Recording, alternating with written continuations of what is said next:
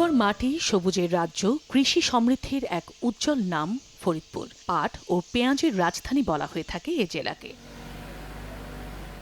দেশের চাহিদার ৫০% পেঁয়াজ ও পেঁয়াজ বীজ উৎপাদন হয় এখানে। এছাড়া পাটের পাশাপাশি রসুন, ভুট্টা, আলুসহ নানা ফসল এই অঞ্চলের অর্থনীতিকে রেখেছে সচল। সেই ফরিদপুর আজও অপেক্ষায় দাঁড়িয়ে আছে এক নতুন সম্ভাবনার গল্প লেখার। কিন্তু কৃষির এই প্রাচুর্য পুরো শক্তি নিয়ে দাঁড়াতে পারেনি, কারণ দীর্ঘ সময়েও গড়ে ওঠেনি কৃষিভিত্তিক কোনো শিল্প। সংরক্ষণের অভাবে বিপুল পরিমাণ পেঁয়াজ নষ্ট হওয়ার পাশাপাশি পণ্যের ন্যায্য মূল্য পান না চাষিরা। শিল্প প্রতিষ্ঠান না থাকায় সৃষ্টি হয়নি কর্মসংস্থানেরও।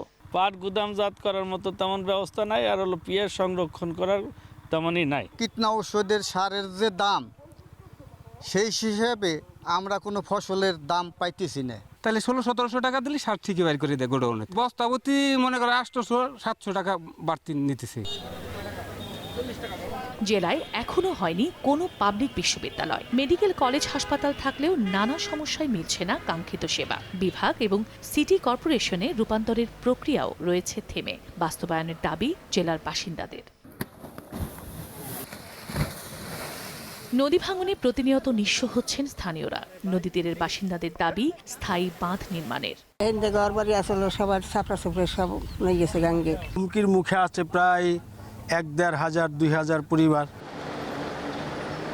জেলার একমাত্র ভারী শিল্প প্রতিষ্ঠান চিনির কারখানাটি নানা সমস্যায় জর্জরিত হয়ে দিনের পর দিন লোকসানের বোঝা মাথায় নিয়ে ধুকে ধুকে চলছে। প্রায় ৬-৭ হাজার কৃষক, গারওয়ান দিয়ে অনেক পরিবার আমাদের সুগার মিলের সাথে রিলেটেড। যদি এই চিনি কলটা আধুনিকায়ন করে, তাহলে এই চিনি কলে আরও লক্ষাধিক লোক এই যে জীবন জীবিকা বাঁচানোর পথ মানে সংস্থা হবে। এছাড়া নাব্য সংকটে একমাত্র নৌবন্দরটিও অচল হতে বসেছে। কর্মসংস্থান হারানোর সংখ্যায় কয়েক হাজার শ্রমিক। আগে মনে করেন ১,৮০০-৯০০ কামাই হইতে, এখন হয় ৪০০-৫০০। যদি নদীটা খনন করে তাহলে মনে করেন যে সম্পূর্ণ ট্রলারি ঘাটে আসবে। নদীতে সমস্যা এখনো জাহাজ মাছ ঠেকে পড়ে, ঘাটে আসতেছে না।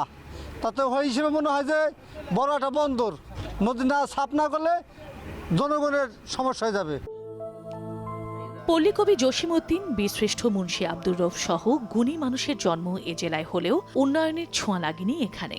অবহেলিত এ জেলায় সঠিক পরিকল্পনা ও সদিচ্ছার মধ্য দিয়ে বাসিন্দাদের স্বপ্ন পূরণ করবে সরকার, এমনটাই প্রত্যাশা নাগরিক সমাজের। আমাদের বেশ কিছু স্পট আছে যেখানে পর্যটন কেন্দ্র হতে পারে, পর্যটকদের জন্য আকর্ষণীয় জায়গা হতে পারে, সেগুলোর উন্নয়নও একান্ত দাবি। ২০৫২.৮৬ বর্গ কিলোমিটার আয়তনের ফরিদপুর জেলায় সংসদীয় আসন ৪টি। জেলার জনসংখ্যা ২১,৮৭,৮৭৯ জন। ভোটার রয়েছেন ১৭,৭১,৯২৩ জন। সময় সংবাদ, ফরিদপুর।